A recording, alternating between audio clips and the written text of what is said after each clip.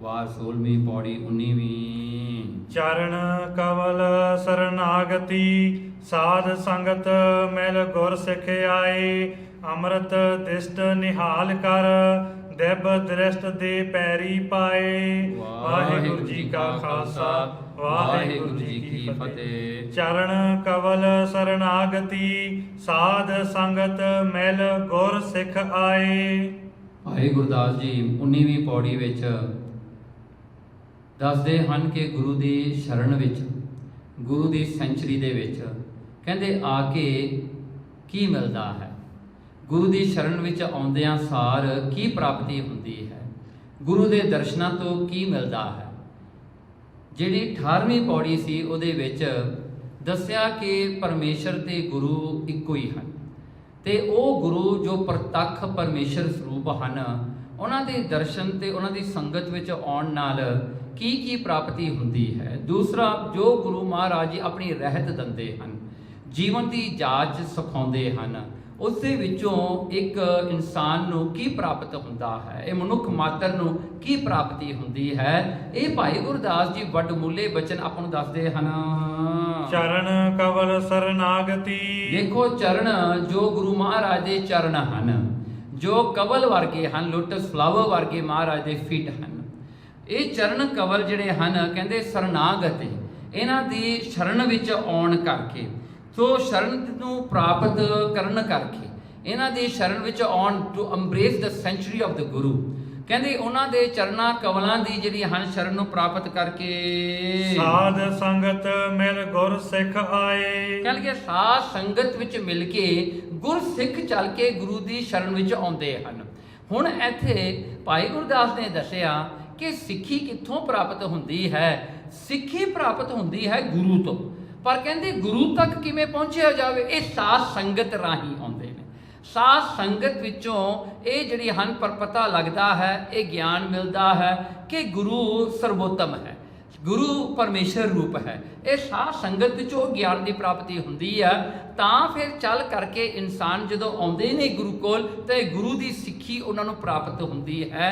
ਗੁਰੂ ਮਹਾਰਾਜ ਉਹਨਾਂ ਨੂੰ ਆਪਣੇ ਸਿੱਖ ਬਣਾਉਂਦਾ ਹੈ।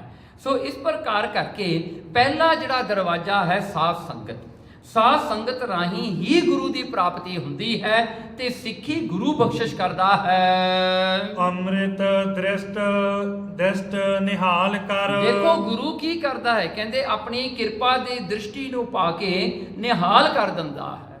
ਜਿਵੇਂ ਭਾਈ ਅਕੁਲ ਜੀ ਦੀ ਜੋ ਬੇਟੀ ਸੀਗੀ, ਸਿੱਖਾਂ ਦੇ ਘਰ ਦੀ ਬੇਟੀ ਹੈ, ਜਿਹੜੇ ਹਨ ਸਰਵਰ ਪੀਰ ਦੇ ਜੋ ਪੁਜਾਰੀ ਸਨ, ਸੋ ਉਹਨਾਂ ਦੇ ਘਰ ਵਿੱਚ ਉਹਨਾਂ ਦਾ ਰਿਸ਼ਤਾ ਹੋ ਗਿਆ। ਸੋ ਉਹਨਾਂ ਦਾ ਜਿਹੜਾ ਹੈ, ਸੋ ਉਹ ਜਿਹੜਾ ਸੀਗਾ ਭਾਈ ਸਾਧੂ ਜੀ, ਸੋ ਕਹਿੰਦੇ ਉਹਦੇ ਨਾਲ ਰਿਸ਼ਤਾ ਹੋਇਆ। ਤਾਂ ਜਦੋਂ ਇਹ ਰਿਸ਼ਤਾ ਡੋਲੀ ਵਿਆਹਣ ਤੋਂ ਬਾਅਦ ਇਹ ਜਿਹੜੇ ਹਨ ਆਪਣੇ ਤੁਲਕਾਨੀ ਪਿੰਡ ਨੂੰ ਜਾ ਰਹੇ ਸਨ। ਰਸਤੇ ਵਿੱਚ ਗੁਰੂ ਹਰਗੋਬਿੰਦ ਸਾਹਿਬ ਸੱਚੇ ਪਾਤਸ਼ਾਹ ਜੀ ਦਾ ਦੀਵਾਨ ਲੱਗਿਆ ਹੋਇਆ ਸੀ ਤੇ ਇਹ ਜਿਹੜੀ ਲੜਕੀ ਸੀਗੀ ਗੁਰਸਿੱਖ ਦੀ, ਇਹ ਭੱਜ ਕੇ ਆ ਕੇ ਗੁਰੂ ਹਰਗੋਬਿੰਦ ਸਾਹਿਬ ਮਹਾਰਾਜ ਦੇ ਚਰਨੀ ਪਈ। ਮਹਾਰਾਜ ਨੇ ਪੁੱਛਿਆ ਕਿ ਕੀ ਗੱਲ ਹੈ ਬੇਟਾ, ਉਹਨੇ ਸਾਰੀ ਗੱਲ ਦੱਸੀ। ਕਹਿੰਦੀ ਮੇਰਾ ਜਿਹੜਾ ਹੈ ਮੈਂ ਗੁਰਸਿੱਖ ਹਾਂ, ਮੈਂ ਗੁਰਸਿੱਖੀ ਨੂੰ ਕਮਾਉਣ ਵਾਲੀ ਹਾਂ। ਇਹ ਸਰਵਰੀਏ ਜਿਹੜੇ ਹਨ ਮੜੀ ਨੂੰ ਪੂਜਣ ਵਾਲੇ, ਇਹਨਾਂ ਦੇ ਘਰ 'ਚ ਮੇਰਾ ਰਿਸ਼ਤਾ ਹੋ ਗਿਆ। ਤਾਂ ਉਸ ਵੇਲੇ ਉਹ ਭਾਈ ਧਰਮ ਜਿਹੜਾ ਸੀਗਾ, ਜਿਹਦਾ ਬੇਟਾ ਭਾਈ ਸਾਧੂ ਸੀਗਾ, ਤੇ ਉਹ ਕਹਿਣ ਲੱਗਾ ਵੀ ਇਹ ਲੜਕੀ ਕਿੱਥੇ ਚਲੀ ਗਈ, ਤੂੰ ਜਾ। ਇਹ ਪਿੱਛੇ ਪਿੱਛੇ ਭਾਈ ਸਾਧੂ ਜੀ ਗਏ, ਇੱਕ ਮਹਾਰਾਜ ਦਾ ਦਰਸ਼ਨ ਕੀਤਾ। ਭਾਈ ਸਾਧੂ ਨੇ ਉਸੇ ਵੇਲੇ ਗੁਰਸਿੱਖੀ ਨੂੰ ਕਬੂਲ ਕਰ ਲਿਆ। ਘਰ ਜਾ ਕੇ ਮੜੀਆਂ ਤੋੜ ਦਿੱਤੀਆਂ ਤੇ ਇਹਨਾਂ ਦੇ ਉੱਤੇ ਮਹਾਰਾਜ ਨੇ ਬੜੀ ਕਿਰਪਾ ਕੀਤੀ। ਸੋ ਇਸ ਕਰਕੇ ਕਹਿੰਦੇ ਦੇਖੋ ਨਾ, ਗੁਰੂ ਇੱਕ ਕਿਰਪਾ ਦੇ ਦ੍ਰਿਸ਼ਟੀ ਕਰਦਾ ਹੈ। ਜਿਸ ਤਰ੍ਹਾਂ ਮਹਾਰਾਜਾ ਰਣਜੀਤ ਸਿੰਘ ਨੇ ਆਪਣੇ ਸਮੇਂ ਦੇ ਵਿੱਚ ਪੁੱਛਿਆ, ਐਲਾਨ ਕਰਾਇਆ, ਕਹਿੰਦੇ ਕੋਈ ਗੁਰਸਿੱਖ ਹੈ ਅੱਜ ਤੱਕ ਜਿਉਂਦਾ ਜਿਹਨੇ ਗੁਰੂ ਗੋਬਿੰਦ ਸਿੰਘ ਨੂੰ ਆਪਣੀ ਅੱਖੀਂ ਦੇਖਿਆ ਹੋਵੇ। ਤਾਂ ਉਸ ਵੇਲੇ ਇੱਕ ਨਿਹੰਗ ਸਿੰਘ ਸੀਗਾ, ਵੱਡੀ ਉਮਰ ਵਾਲਾ ਸੀਗਾ, 100 ਤੋਂ ਵੱਧ ਉਸਦੀ ਉਮਰ ਸੀਗੀ। ਤਾਂ ਉਹਨੇ ਆ ਕੇ ਮਹਾਰਾਜਾ ਰਣਜੀਤ ਸਿੰਘ ਨੂੰ ਦੱਸਿਆ, ਕਹਿੰਦੇ ਮੈਂ ਗੁਰੂ ਗੋਬਿੰਦ ਸਿੰਘ ਮਹਾਰਾਜ ਦੇ ਦਰਸ਼ਨ ਕੀਤੇ, ਮੇਰੀ ਉਮਰ ਛੋਟੀ ਸੀ। ਕਹਿੰਦੇ ਜਦੋਂ ਮੈਂ ਉਹਨਾਂ ਦੇ ਪਹਿਲੇ ਦਰਸ਼ਨ ਕੀਤੇ, ਕਹਿੰਦੇ ਇੱਕ ਸੂਰਜ ਕੀ, ਕਹਿੰਦੇ ਕਰੋੜਾਂ ਸੂਰਜਾਂ ਵਰਗਾ ਉਹਨਾਂ ਦਾ ਚਿਹਰੇ ਦਾ ਜਿਹੜਾ ਹੈ ਇਹ ਜਿਹੜਾ ਚਾਨਣ ਸੀਗਾ। ਕਹਿੰਦਾ ਮੇਰੀਆਂ ਅੱਖਾਂ ਬੰਦ ਹੋ ਗਈਆਂ। ਕਹਿੰਦੇ ਮੈਂ ਜਾ ਕੇ ਉਹਨਾਂ ਦੇ ਜੋ ਚਰਨਾਂ ਵਿੱਚ ਆਪਣਾ ਮੱਥਾ ਰੱਖਿਆ ਨਾ, ਕਹਿੰਦੇ ਉਸੇ ਵੇਲੇ ਕਹਿੰਦੇ ਮੇਰੇ ਕਪਾਟ ਖੁੱਲ ਗਏ। ਕਹਿੰਦੇ ਮੈਨੂੰ ਤਾਂ ਇਉਂ ਲੱਗਿਆ ਜਿਵੇਂ ਕਣ ਕਣ ਦੇ ਵਿੱਚ ਪਰਮਾਤਮਾ ਵਸਦਾ ਮੈਂ ਦੇਖਿਆ, ਬ੍ਰਹਮੰਡਾਂ ਦੇ ਵਿੱਚ ਮੈਂ ਪਰਮਾਤਮਾ ਨੂੰ ਦੇਖਿਆ। ਕਹਿੰਦਾ ਮੇਰੀ ਅਵਸਥਾ ਤਾਂ ਐਸੀ ਹੋਈ ਕਿ ਮੈਂ ਤਾਂ ਮੱਥਾ ਹੀ ਨਾ ਚੱਕਾਂ। ਫਿਰ ਗੁਰੂ ਗੋਬਿੰਦ ਸਿੰਘ ਸੱਚੇ ਪਾਤਸ਼ਾਹ ਜੀ ਨੇ ਕੀਤੀ ਕਿਰਪਾ, ਕਹਿੰਦੇ ਮੈਂ ਅੱਖਾਂ ਖੋਲ ਕੇ ਉਹਨਾਂ ਦੇ ਇੱਕ ਦਰਸ਼ਨ ਕੀਤੇ ਨਾ, ਕਹਿੰਦੇ ਅੱਜ ਤੱਕ ਉਹੀ ਦਰਸ਼ਨ ਮੇਰੇ ਅੱਖਾਂ ਵਿੱਚ ਸਮਾਏ ਹੋਏ ਹਨ। ਤੇ ਗੁਰੂ ਦੀ ਕਿਰਪਾ ਦੀ ਦ੍ਰਿਸ਼ਟੀ ਹੈ। ਜਿਵੇਂ ਗੁਰੂ ਅੰਗਦ ਦੇਵ ਜੀ ਸੱਚੇ ਪਾਤਸ਼ਾਹ ਖਡੂਰ ਸਾਹਿਬ ਦੇ ਵਿੱਚ ਮਹਾਰਾਜ ਜੀ ਸਵੇਰੇ ਨਿਤਨੇਮ ਆਪਣਾ ਕਰਕੇ ਜਦੋਂ ਬਾਹਰ ਆਇਆ ਕਰਦੇ ਸਨ, ਜਿਹਦੇ ਉੱਤੇ ਵੀ ਸਤਿਗੁਰਾਂ ਦੀ ਨਿਗਾਹ ਪੈਂਦੀ ਸੀ ਉਹ ਨਿਹਾਲ ਹੋ ਜਾਂਦੇ ਸਨ। ਉਹਨਾਂ ਦੇ ਦੁੱਖ ਰੋਗ ਆਦੀਆਂ ਵਿਆਧੀਆਂ ਉਪਾਧੀਆਂ ਦੂਰ ਹੋ ਜਾਂਦੀਆਂ ਸਨ। ਜਿਹੜੇ ਹਨ ਬੰਦੇ ਚੱਲ ਨਹੀਂ ਸਕਦੇ ਸਨ, ਮਹਾਰਾਜ ਦੇ ਦਰਸ਼ਨ ਕਰਕੇ ਆਪ ਤੁਰ ਕੇ ਘਰ ਨੂੰ ਜਾਇਆ ਕਰਦੇ ਸਨ। ਮਹਾਰਾਜ ਜੀ ਐਸੇ ਹਨ, ਸੋ ਕਹੋ ਟਲ ਗੁਰ ਸੇਵੀਐ ਐਨਸ ਸਹਿਜ ਸੁਭਾਏ, ਦਰਸ਼ਨ ਪਰਸੀਏ ਗੁਰੂ ਕੇ ਜਨਮ ਮਰਨ ਦੁੱਖ ਜਾਏ। ਕਹਿੰਦੇ ਦੁਨੀਆ ਦੇ ਦੁੱਖਾਂ ਦੀ ਕੀ ਗੱਲ ਕਰਨੀ ਹੈ, ਤਾਂ ਜਨਮ ਮਰਨ ਦਾ ਦੁੱਖ ਗੁਰੂ ਮਹਾਰਾਜ ਦੀ ਇੱਕ ਨਿਗਾਹ, ਇੱਕ ਮਹਾਰਾਜ ਨੇ ਨਿਗਾਹ ਪਾਉਣ ਕਰਕੇ ਉਹ ਵੀ ਦੁੱਖ ਕੱਟ ਦਿੰਦੇ ਹਨ। ਦਿਵ ਦ੍ਰਿਸ਼ਟ ਦੇ ਪੈਰੀ ਪਾਏ, ਦੇਖੋ ਦਿਵ ਦ੍ਰਿਸ਼ਟੀ ਬਖਸ਼ਿਸ਼ ਕਰ ਦਿੰਦੇ ਹਨ। ਦੇ ਪੈਰੀ ਪਾਏ, ਆਪਣੇ ਪੈਰੀ ਪਾ ਕੇ ਐਸੀ ਦਿਵ ਐਸੀ ਗਿਆਨ ਵਾਲੀ ਦ੍ਰਿਸ਼ਟੀ ਗੁਰੂ ਮਹਾਰਾਜ ਜੀ ਬਖਸ਼ਦੇ ਹਨ। ਮਹਾਰਾਜ ਐਸੀ ਦ੍ਰਿਸ਼ਟੀ ਕਰਦੇ ਹਨ, ਐਸੀ ਦ੍ਰਿਸ਼ਟੀ ਬਖਸ਼ਿਸ਼ ਕਰਦੇ ਹਨ ਕਿ ਹਰ ਵੇਲੇ ਹਰ ਸਮੇਂ ਹਰ ਥਾਂ ਪਰਮੇਸ਼ਰ ਹੀ ਨਜ਼ਰ ਆਉਂਦਾ ਹੈ। ਉਹ ਗਿਆਨ ਦੀ ਦ੍ਰਿਸ਼ਟੀ ਬਖਸ਼ ਦਿੰਦੇ ਹਨ ਜਿਹਦੇ ਕਰਕੇ ਸਾਖਸ਼ਾਤ ਪਰਮੇਸ਼ਰ ਹੀ ਨਜ਼ਰ ਆਉਂਦਾ ਹੈ। ਜਿਵੇਂ ਭਾਈ ਕਨ੍ਹਈਆ ਨੂੰ ਗੁਰੂ ਗੋਬਿੰਦ ਸਿੰਘ ਹੀ ਸਾਰਿਆਂ ਵਿੱਚ ਨਜ਼ਰ ਆਉਂਦਾ ਸੀਗਾ, ਭਾਵੇਂ ਕੋਈ ਮੁਗਲ ਹੋਵੇ ਕੋਈ ਸਿੱਖ ਹੋਵੇ, ਉਹਨਾਂ ਨੂੰ ਕੋਈ ਫਰਕ ਨਹੀਂ ਪੈਂਦਾ ਸੀ। ਇਸੇ ਤਰ੍ਹਾਂ ਹੀ ਜਿਹੜੀ ਦਿਵ ਦ੍ਰਿਸ਼ਟੀ ਹੈ ਗੁਰੂ ਮਹਾਰਾਜ ਜੀ ਆਪਣੇ ਗੁਰਸਿੱਖਾਂ ਨੂੰ ਬਖਸ਼ਦੇ ਹਨ। ਚਰਨ ਰੇਨ ਮਸਤਕ ਤਿਲਕ, ਦੇਖੋ ਚਰਨ ਰੇਨ ਸਤਿਗੁਰਾਂ ਦੀ ਚਰਨ ਧੂੜ ਉਹੀ ਗੁਰਸਿੱਖਾਂ ਦਾ ਤਿਲਕ ਹੈ। ਮੱਥੇ ਦਾ ਤਿਲਕ, ਮੱਥੇ ਤੇ ਜਿਹੜਾ ਮਾਕ ਲੱਗਿਆ ਜਾਂਦਾ ਸੋਵੀਨ ਮਾਕ ਜਿਹਨੂੰ ਕਹਿੰਦੇ ਹਾਂ, ਉਹ ਗੁਰੂ ਮਹਾਰਾਜ ਦੇ ਚਰਨਾਂ ਦੀ ਧੂੜ ਦਾ ਹੀ ਗੁਰਸਿੱਖਾਂ ਵਾਸਤੇ ਹੈ ਤਿਲਕ।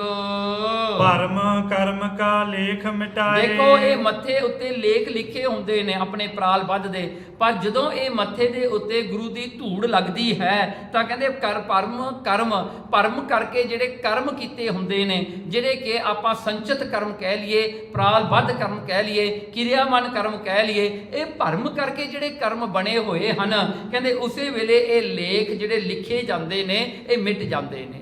ਮਹਾਰਾਜ ਦੀ ਚਰਨ ਧੂੜ ਜਦੋਂ ਮੱਥੇ ਤੇ ਲੱਗਦੀ ਹੈ ਉਹ ਸਾਰੇ ਜਿਹੜੇ ਲੇਖ ਹੁੰਦੇ ਨੇ ਉਹ ਸਾਰੇ ਮਿਟ ਜਾਂਦੇ ਨੇ।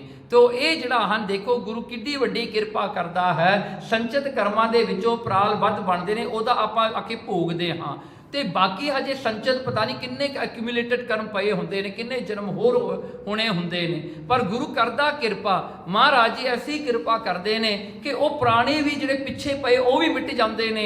ਇਹ ਜਿਹੜੇ ਪ੍ਰਾਲ ਬੱਧ ਨੇ ਇਹ ਵੀ ਸੌਖੇ ਮਹਾਰਾਜ ਜੀ ਗੁਜ਼ਾਰ ਦਿੰਦੇ ਨੇ, ਤੇ ਕਿਰਿਆ ਕਰਮ ਤੋਂ ਤਾਂ ਉੱਕਾ ਹੀ ਬਚਾ ਲੈਂਦੇ ਨੇ ਆਪਣੀ ਬਾਣੀ ਦਾ ਆਸਰਾ ਦੇ ਕੇ। ਚਰਨੋਦਕ ਲੈ ਆਚਮਨ, ਦੇਖੋ ਅਚਰਨੋਦਕ ਗੁਰੂ ਨੇ ਜੇਕਰ ਦੇਖੋ ਹੁਣ ਹਰ ਇੱਕ ਦੇ ਵਿੱਚ ਜਿਨ੍ਹਾਂ ਵਿੱਚ ਪ੍ਰਤੀਤ ਵੀ ਨਹੀਂ ਆਉਂਦੀ, ਤੇ ਕਈ ਬਹੁਤੇ ਕਠੋਰ ਹਿਰਦੇ ਹੁੰਦੇ ਹਨ, ਤੇ ਜਿਹੜੇ ਹਨ ਕਲਯੁਗੀ ਜੀਵ ਜੋ ਹੋਏ, ਤੇ ਮਹਾਰਾਜ ਜੀ ਫਿਰ ਆਪਣੇ ਚਰਨਾਂ ਅੰਮ੍ਰਿਤ ਬਖਸ਼ਦੇ ਹਨ, ਜਿਹਨੂੰ ਆਪਾਂ ਅੱਜ ਕੱਲ੍ਹ ਖੰਡੇ ਬਾਟੇ ਦਾ ਅੰਮ੍ਰਿਤ ਕਹਿੰਦੇ ਹਾਂ। ਸਤਿਗੁਰੂ ਜੀ ਆਪਣਾ ਅੰਮ੍ਰਿਤ ਜਿਹੜੇ ਹਨ ਦਿੰਦੇ ਹਨ ਤੇ ਆਪਾਂ ਨੂੰ ਪਿਲਾਉਂਦੇ ਹਨ। ਹਉਮੈ ਦੁਬਦਾ ਰੋਗ ਗਵਾਏ, ਦੇਖੋ ਉਸ ਅੰਮ੍ਰਿਤ ਨੂੰ ਪੀਣ ਕਰਕੇ ਹਉਮੈ ਜਿਹੜੀ ਹਉਮੈ ਹੁੰਦੀ ਹੈ, ਇਹ ਹਉਮੈ ਜਿਹੜੀ ਹੈ ਸੈਲਫ ਜਿਹੜੀ ਹੈ ਸੈਲਫਨੈਸ, ਇਹ ਜਿਹੜੀ ਹੁੰਦੀ ਹੈ ਇਹ ਵੀ ਮਿਟ ਜਾਂਦੀ ਹੈ। ਦੁਬਦਾ ਜਿਹੜਾ ਡਾਊਟ ਹੁੰਦਾ ਹੈ, ਦੋ ਤਰ੍ਹਾਂ ਦਾ ਸੋਚਣਾ, ਇਹ ਵੀ ਮਿਟ ਜਾਂਦਾ ਹੈ। ਤੇ ਜਿਹੜਾ ਰੋਗ ਜਿਹੜਾ ਭਰਮ ਦਾ ਰੋਗ ਲੱਗਿਆ ਹੈ ਇਹ ਵੀ ਮਿਟ ਜਾਂਦਾ ਹੈ। ਕਹਿੰਦੇ ਇਹ ਸਾਰੇ ਰੋਗ ਨੂੰ ਮਿਟਾਉਣ ਵਾਲਾ ਅੰਮ੍ਰਿਤ ਹੈ। ਜਦੋਂ ਅੰਮ੍ਰਿਤ ਆਪਣੇ ਅੰਦਰ ਜਾਂਦਾ ਹੈ ਉਹ ਸਾਰੇ ਅੰਦਰੋਂ ਮਨ ਨੂੰ ਵੀ ਠੀਕ ਕਰਦਾ ਹੈ, ਸੋਚਾਂ ਨੂੰ ਵੀ ਜਿਹੜਾ ਸਵੱਛ ਕਰਦਾ ਹੈ, ਤੇ ਅੰਦਰੋਂ ਫਿਰ ਜਿਹੜਾ ਹੈ ਇਹੀ ਅੰਮ੍ਰਿਤ ਇੱਕ ਜਿਹੜੀ ਸ਼ਕਤੀ ਬਣ ਕੇ ਪਰਮਾਤਮਾ ਨੂੰ ਜਿਹੜਾ ਜ਼ਾਹਰ ਕਰਦਾ ਹੈ। ਸੋ ਇੱਥੋਂ ਜਿਹੜਾ ਹੈ ਦੇਖੋ ਗੁਰੂ ਦੀ ਕਿਰਪਾ ਹੈ। ਗੁਰੂ ਦੇਖੋ ਕਿਸ ਤਰ੍ਹਾਂ ਕਰਦਾ ਹੈ। ਹੁਣ ਤੱਕ ਦੇਖੋ ਜਿਹੜਾ ਹਨ ਮਹਾਰਾਜ ਨੇ ਆਪਣੇ ਚਰਨ ਕਮਲਾਂ ਦੇ ਮਹਾਰਾਜ ਨੇ ਆਪਣਾ ਆਸਰਾ ਬਖਸ਼ਦਾ ਹੈ, ਤੇ ਗੁਰਸਿੱਖ ਆ ਕੇ ਗੁਰੂ ਮਹਾਰਾਜ ਦੇ ਚਰਨਾਂ ਦਾ ਆਸਰਾ ਲੈਂਦਾ ਹੈ। ਫਿਰ ਗੁਰੂ ਮਹਾਰਾਜ ਆਪਣੀ ਕਿਰਪਾ ਦੀ ਦ੍ਰਿਸ਼ਟੀ ਕਰਕੇ ਜਿਹੜਾ ਹਨ ਜਨਮ ਮਰਨ ਦਾ ਦੁੱਖ ਦੂਰ ਕਰ ਦਿੰਦੇ ਨੇ। ਫਿਰ ਆਪਣੇ ਚਰਨਾਂ ਦੀ ਪਰਸ਼ਨ ਕਰਕੇ, ਟੱਚ ਕਰਕੇ ਦਿਵ ਦ੍ਰਿਸ਼ਟੀ ਦੀ ਪ੍ਰਾਪਤੀ ਆਪਣੇ ਸਿੱਖਾਂ ਨੂੰ ਕਰਾਉਂਦੇ ਹਨ। ਫਿਰ ਜਿਹੜਾ ਹਨ ਗੁਰਸਿੱਖਾਂ ਨੂੰ ਆਪਣੀ ਚਰਨ ਧੂੜ ਦੇ ਕੇ ਉਹਨਾਂ ਦੇ ਭਰਮ ਦੇ ਜਿਹੜੇ ਕਰਮ ਹਨ, ਲੇਖ ਹਨ, ਉਹ ਵੀ ਮਿਟਾ ਦਿੰਦੇ ਨੇ ਸਤਿਗੁਰੂ ਜੀ। ਐਸੇ ਹਨ ਫਿਰ ਆਪਣਾ ਅੰਮ੍ਰਿਤ ਦੇ ਕਰਕੇ ਆਪਣੇ ਸਿੱਖ ਦੀ ਜਿਹੜੀ ਦੁਬਦਾ ਦਾ ਰੋਗ, ਜਿਹੜੀ ਹਉਮੈ ਦਾ ਰੋਗ, ਇਹ ਸਾਰਾ ਦੂਰ ਕਰ ਦਿੰਦੇ ਹਨ। ਪੈਰੀ ਪੈ ਪਾ ਖਾਕ ਹੋਏ। ਕਹਿੰਦੇ ਜੋ ਵੀ ਗੁਰਸਿੱਖ ਮਹਾਰਾਜ ਦੇ ਚਰਨੀ ਪੈ ਕੇ ਤੇ ਮਹਾਰਾਜ ਦੀ ਚਰਨ ਧੂੜ ਹੀ ਬਣ ਜਾਂਦੇ ਹਨ। ਜੀਵਨ ਮੁਕਤ ਸਹਿਜ ਕਰ ਆਏ। ਉਹ ਜੀਵਨ ਮੁਕਤ ਹੋ ਜਾਂਦੇ ਨੇ, ਜਿਉਂਦਿਆਂ ਜੀ ਉਹਨਾਂ ਨੂੰ ਮੁਕਤੀ ਦੀ ਪ੍ਰਾਪਤੀ ਹੋ ਜਾਂਦੀ ਹੈ। ਸਹਿਜ ਘਰ ਆਏ, ਉਹ ਆਪਣੇ ਘਰ ਜੋ ਸਹਿਜ ਗਿਆਨ, ਸੋ ਗਿਆਨ ਵਾਲੇ ਘਰ ਵਿੱਚ ਪਰਮਾਤਮਾ ਦੇ ਰੂਪ ਦੇ ਵਿੱਚ, ਸਰੂਪ ਦੇ ਵਿੱਚ ਉਹ ਸਮਾਈ ਕਰ ਜਾਂਦੇ ਨੇ। ਜਿਸ ਤਰ੍ਹਾਂ ਗੁਰੂ ਗੋਬਿੰਦ ਸਿੰਘ ਸੱਚੇ ਪਾਤਸ਼ਾਹ ਜੀ ਨੇ ਸਾਬੋ ਕੀ ਤਲਵੰਡੀ ਦਮਦਮਾ ਸਾਹਿਬ ਦੇ ਵਿੱਚ ਬੈਠ ਕਰਕੇ ਸਤਿਗੁਰਾਂ ਨੇ ਸਾਰੀ ਗੁਰਬਾਣੀ ਜਿਹੜੀ ਹੈ ਉਹਨਾਂ ਦੇ ਅਰਥ ਸਿੱਖਾਂ ਨੂੰ ਪੜ੍ਹਾਏ। ਤੇ ਉਹ ਸਿੱਖ ਜਿਹੜੇ ਹਨ ਸਤਿਗੁਰਾਂ ਨੇ ਵਿਦੇਹ ਮੁਕਤ ਕਰ ਦਿੱਤੇ। ਜਿਨ੍ਹਾਂ ਨੇ ਸਤਿਗੁਰਾਂ ਦੇ ਮੁਖ ਤੋਂ ਬਾਣੀ ਦੇ ਅਰਥ ਸੁਣੇ ਤੇ ਉਹਨਾਂ ਨੇ ਤਾਂ ਮੁਕਤੀਆਂ ਪ੍ਰਾਪਤ ਕੀਤੀਆਂ। ਤੇ ਉਹਨਾਂ ਵਿੱਚੋਂ ਬਾਬਾ ਦੀਪ ਸਿੰਘ, ਭਾਈ ਮਨੀ ਸਿੰਘ ਜੀ ਵਰਗੇ ਜਿਹੜੇ ਹਨ ਗੁਰਸਿੱਖ ਸਨ, ਜਿਨ੍ਹਾਂ ਨੇ ਅੱਗੇ ਜਾ ਕੇ ਟਕਸਾਲਾਂ ਜਿਹੜੀਆਂ ਹਨ ਚਲਾਈਆਂ ਤੇ ਅੱਗੇ ਸਿੱਖਾਂ ਨੂੰ ਪੜ੍ਹਾਇਆ। ਦੇਖੋ ਐਸਾ ਜਿਹੜਾ ਹੈ ਵਿਦੇਹ ਮੁਕਤ ਗੁਰੂ ਮਹਾਰਾਜ ਜੀ ਕਰਦੇ ਹਨ। ਸਤਿਗੁਰੂ ਜੀ ਨੇ ਐਸੀ ਕਿਰਪਾ ਕੀਤੀ। ਚਰਨ ਕਮਲ ਵਿੱਚ ਭਵਰ ਹੋਏ। ਦੇਖੋ ਜੋ ਗੁਰਸਿੱਖ ਫਿਰ ਐਸੇ ਜਿਹੜੇ ਹੁੰਦੇ ਹਨ ਨਾ, ਜਿਨ੍ਹਾਂ ਨੂੰ ਜਿਹੜਾ ਜੀਵਨ ਮੁਕਤ ਸਹਿਜ ਘਰ ਆਏ, ਜਿਹੜੇ ਸਹਿਜ ਘਰ ਦੇ ਵਿੱਚ ਆ ਜਾਂਦੇ ਹੁੰਦੇ ਹਨ, ਫਿਰ ਉਹਨਾਂ ਦਾ ਜੀਵਨ ਕੈਸਾ ਹੁੰਦਾ ਹੈ? ਕਹਿੰਦੇ ਕਿੰਨੀ ਨਿਮਰਤਾ ਵਾਲਾ ਉਹ ਜੀਵਨ ਜਿਉਂਦੇ ਨੇ। ਉਹ ਚਰਨ ਕਵਲ ਵਿੱਚ ਭਵਰ ਹੋਏ, ਉਹ ਸਤਿਗੁਰਾਂ ਦੇ ਚਰਨਾਂ ਦੇ ਉੱਤੇ ਐਸੇ ਭੌਰੇ ਬਣ ਜਾਂਦੇ ਨੇ ਜਿਵੇਂ ਕੋਈ ਭੌਰਾ ਜਾ ਕੇ ਜਿਹੜਾ ਹੈ ਉਸ ਲੋਟਸ ਫਲਾਵਰ ਉਹ ਕਵਲ ਦੇ ਉੱਤੇ ਜਾ ਕੇ ਬਹਿੰਦਾ ਹੈ। ਉਹਨਾਂ ਦੇ ਵਾਸਤੇ, ਗੁਰਸਿੱਖਾਂ ਵਾਸਤੇ ਗੁਰੂ ਦੇ ਚਰਨ ਐਸੇ ਹੋ ਜਾਂਦੇ ਨੇ ਜਿਵੇਂ ਬਾਬਾ ਬੁੱਢਾ ਜੀ ਹੋਏ। ਦੇਖੋ ਕਿੱਡੀ ਅਵਸਥਾ ਵਾਲੇ ਹਨ। ਗੁਰੂ ਨਾਨਕ ਤੋਂ ਲੈ ਕੇ ਗੁਰੂ ਹਰਗੋਬਿੰਦ ਸਾਹਿਬ ਸੱਚੇ ਪਾਤਸ਼ਾਹ ਮਹਾਰਾਜ ਤੱਕ ਸੇਵਾ ਕੀਤੀ, ਕਿੰਨੀ ਉਹਨਾਂ ਨੇ ਗੁਰਸਿੱਖੀ ਨੂੰ ਕਮਾਇਆ। ਪਰ ਦੇਖੋ ਗੁਰੂ ਹਰਗੋਬਿੰਦ ਸਾਹਿਬ ਸੱਚੇ ਪਾਤਸ਼ਾਹ ਜੀ ਨੂੰ ਸੱਦਦੇ ਹਨ ਜਦੋਂ ਉਹਨਾਂ ਨੇ ਆਪਣਾ ਸਰੀਰ ਛੱਡਣਾ ਹੈ। ਜਦੋਂ ਆਉਂਦੇ ਹਨ ਗੁਰੂ ਹਰਗੋਬਿੰਦ ਸਾਹਿਬ ਮਹਾਰਾਜ ਭੱਜ ਕੇ ਜਾ ਕੇ ਗੁਰੂ ਬਾਬਾ ਬੁੱਢਾ ਜੀ ਦੇ ਜਾ ਕੇ ਚਰਨੀ ਪੈ ਜਾਂਦੇ ਹਨ। ਤੇ ਇਧਰੋਂ ਬਾਬਾ ਬੁੱਢਾ ਜੀ ਗੁਰੂ ਹਰਗੋਬਿੰਦ ਸਾਹਿਬ ਦੇ ਚਰਨਾਂ ਨੂੰ ਪਕੜਨਾ ਚਾਹੁੰਦੇ ਹਨ। ਦੇਖੋ ਐਸਾ ਜਿਹੜਾ ਹੈ ਕਿੱਡਾ ਉਹਨਾਂ ਦਾ ਨਿਮਰਤਾ ਵਾਲਾ ਜੀਵਨ ਹੁੰਦਾ ਹੈ। ਕਿਉਂ ਗੁਰਸਿੱਖ ਭਾਵੇਂ ਕਿੱਡੀਆਂ ਵੱਡੀਆਂ ਵੀ ਪ੍ਰਾਪਤੀਆਂ ਕਰਦੇ ਹਨ, ਪਰ ਨਿਮਰਤਾ ਐਸੀ ਹੁੰਦੀ ਹੈ ਕਿਉਂਕਿ ਉਹਨਾਂ ਦਾ ਜਿਹੜਾ ਹੈ ਜੀਵਨ ਸਾਰਾ ਗੁਰੂ ਮਹਾਰਾਜ ਦੇ ਚਰਨਾਂ ਵਿੱਚ ਹੀ ਜਾ ਸਮਾਉਂਦੇ ਹਨ। ਸੁਖ ਸੰਪਟ ਮਕਰੰਦ ਲੁਭਾਏ। ਦੇਖੋ ਸੁਖ ਸੰਪਟ ਮਕਰੰਦ ਲੁਭਾਏ, ਕਹਿੰਦੇ ਸੁੱਖਾਂ ਦੇ ਡੱਬੇ ਵਿੱਚ ਹੀ ਉਹਨਾਂ ਦਾ ਵਾਸਾ ਹੋ ਜਾਂਦਾ ਹੈ। ਉਹ ਸੁੱਖਾਂ ਦੇ ਡੱਬੇ ਦੇ ਵਿੱਚ ਹੀ ਮਕਰੰਦ ਜਿਹੜਾ ਕਿ ਹਨੀ ਹੈ, ਕਹਿੰਦੇ ਜਿਵੇਂ ਹਨੀ ਹੁੰਦਾ ਹੈ ਨਾ, ਉਹ ਡੱਬੇ ਵਿੱਚ ਬੰਦ ਕੀਤਾ ਹੋਵੇ, ਕਹਿੰਦੇ ਇਸੇ ਤਰ੍ਹਾਂ ਹੀ ਉਹਨਾਂ ਦਾ ਆਨੰਦ ਜਿਹੜਾ ਹੈ ਨਾ ਗੁਰੂ ਦੇ ਚਰਨਾਂ ਵਿੱਚ ਹੀ ਜਾ ਸਮਾਇਆ ਹੁੰਦਾ ਹੈ। ਉਹਨਾਂ ਨੂੰ ਫਿਰ ਕੋਈ ਲੋੜ ਨਹੀਂ ਹੁੰਦੀ ਕਿਸੇ ਵੀ ਚੀਜ਼ ਦੀ। ਉਹ ਤਾਂ ਬਸ ਗੁਰੂ ਦੇ ਚਰਨਾਂ ਨੂੰ ਚਾਹੁੰਦੇ ਹਨ ਤੇ ਗੁਰੂ ਮਹਾਰਾਜ ਦੇ ਚਰਨਾਂ ਤੇ ਜਾ ਸਮਾਉਂਦੇ ਹਨ।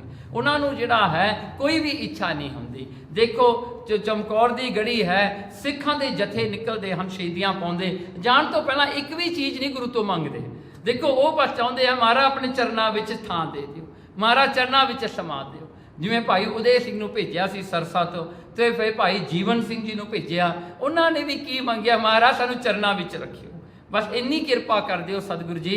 ਦੇਖੋ 40 ਮੁਕਤੇ ਹੋਏ, ਮੁਕਤਸਰ ਵਿੱਚ ਉਹ ਜੰਗ ਹੋਇਆ ਤੇ ਉਹਨਾਂ ਨੂੰ ਪੁੱਛਿਆ ਕਿ ਤੁਹਾਨੂੰ ਦੁਨੀਆ ਦਾ ਰਾਜ ਦੇ ਦਈਏ, ਤੁਹਾਨੂੰ ਕੀ ਦਈਏ? ਤੁਹਾਨੂੰ ਇਹ ਕਰਦੇ ਉਹ ਦੇ ਦਿੰਦੇ ਹਾਂ। ਗੁਪਾ ਮਹਾ ਸਿੰਘ ਨੇ ਤਾਂ ਇੱਕੋ ਗੱਲ ਕਹੀ, ਮਹਾਰਾਜ ਜਿਹੜਾ ਹਨ ਕਿਰਪਾ ਕਰਕੇ ਆਪਣੇ ਚਰਨਾਂ ਵਿੱਚ ਥਾਂ ਦੇ ਦਿਓ, ਬਸ ਹੋਰ ਕੁਝ ਨਹੀਂ ਚਾਹੀਦਾ। ਸੋ ਇਉਂ ਕਰਕੇ ਗੁਰਸਿੱਖਾਂ ਦਾ ਐਸਾ ਪਿਆਰ ਹੈ। ਪੂਜ ਮੂਲ ਸਤਿਗੁਰ ਚਰਨ। ਦੇਖੋ ਉਹਨਾਂ ਦਾ ਜਿਹੜਾ ਹਨ ਉਹ ਪੂਜਦੇ ਹਨ ਮੂਲ ਸਰੂਪ ਪਰਮੇਸ਼ਰ ਸਰੂਪ ਜਾਣ ਕੇ ਸਤਿਗੁਰਾਂ ਦੇ ਚਰਨਾਂ ਨੂੰ ਹੀ ਪੂਜਦੇ ਹਨ। ਉਹਨਾਂ ਦੀ ਨਿਗਾਹ ਸਤਿਗੁਰਾਂ ਦੇ ਚਰਨਾਂ ਨਾਲ ਹੀ ਜੁੜੀ ਰਹਿੰਦੀ ਹੈ। ਦੁਤੀਆ ਨਾਸਤ ਲਵੇ ਨ ਲਾਏ। ਦੁਤੀਆ ਡਾਊਟ ਜਿਹੜਾ ਹੈ, ਦੁਬਦਾ ਜਿਹੜੀ ਹੈ, ਜਾਂ ਦੂਜਾਪਣ ਸੋਚਣਾ ਜਾਂ ਮਾਇਆ ਜਿਹੜੀ ਹੈ, ਉਹਨਾਂ ਦੇ ਨੇੜੇ ਵੀ ਨਹੀਂ ਲੱਗਦੀ ਗੁਰਸਿੱਖਾਂ ਦੇ। ਗੁਰਸਿੱਖਾਂ ਨੇ ਸਭ ਕੁਝ ਤਿਆਗ ਕਰਕੇ ਆਪਣੇ ਆਪ ਨੂੰ ਗੁਰੂ ਦੇ ਵਿੱਚ ਹੀ ਜਾ ਮਹਾਰਾਜ ਦੇ ਚਰਨਾਂ ਵਿੱਚ ਹੀ ਜਾ ਸਮਾਉਂਦੇ ਹਨ। ਗੁਰਮੁਖ ਸੁਖ ਫਲ ਗੁਰ ਸਰਨਾਏ। ਇਸ ਕਰਕੇ ਜਿਹੜਾ ਹਨ ਗੁਰਮੁਖਾਂ ਨੂੰ ਐਸਾ ਹੀ ਜਿਹੜਾ ਸੁੱਖਾਂ ਦਾ ਫਲ ਹੈ ਕਹਿੰਦੇ ਗੁਰ ਸਰਨਾਏ, ਗੁਰੂ ਦੀ ਸ਼ਰਨ ਵਿੱਚ ਪ੍ਰਾਪਤ ਹੋਇਆ। ਕਿਉਂਕਿ ਦੇਖੋ ਨਾ, ਜਦੋਂ ਆਪਾਂ ਸੁੱਖ ਲੈਂਦੇ ਹਾਂ ਆਪਾਂ ਸ਼ਰਤਾਂ ਰੱਖਦੇ ਹਾਂ ਵੀ ਮੈਨੂੰ ਇਹ ਦਿਓ, ਇਹ ਕਰੋ ਤਾਂ ਮੈਂ ਸੁਖੀ ਹੋਵਾਂਗਾ। ਪਰ ਗੁਰਸਿੱਖ ਜਿਹੜੇ ਹਨ ਉਹ ਕਹਿੰਦੇ ਗੁਰਮੁਖ ਜਿਹੜੇ ਹਨ ਉਹ ਸੁੱਖ ਫਲ, ਉਹ ਸੁੱਖਾਂ ਦਾ ਫਲ ਜਿਹੜਾ ਹੈ ਨਾਮ, ਉਹ ਪਰਮੇਸ਼ਰ ਦਾ ਸਰੂਪ ਗੁਰੂ ਮਹਾਰਾਜ ਜੀ ਆਪ ਤੇ ਗੁਰੂ ਸਰਨਾਏ, ਉਹ ਗੁਰੂ ਦੀ ਸ਼ਰਨ ਵਿੱਚ ਪੈ ਕੇ ਬਸ ਉਹ ਆਪਣੇ ਆਪ ਨੂੰ ਲੀਨ ਕਰ ਲੈਂਦੇ ਹਨ। ਉਹਨਾਂ ਵਿੱਚ ਕੋਈ ਇੱਛਾ ਨਹੀਂ, ਕੋਈ ਉਹਨਾਂ ਦੇ ਵਿੱਚ ਵਲਵਲਾ ਨਹੀਂ ਉੱਠਦਾ, ਕੋਈ ਟੁੱਟ ਨਹੀਂ ਉੱਠਦਾ। ਉਹ ਸਭ ਕੁਝ ਆਪਣੇ ਗੁਰੂ ਦੇ ਚਰਨਾਂ ਵਿੱਚ ਹੀ ਜਿਹੜਾ ਹਨ ਨਿਸ਼ਾਵਰ ਕਰ ਦਿੰਦੇ ਹਨ।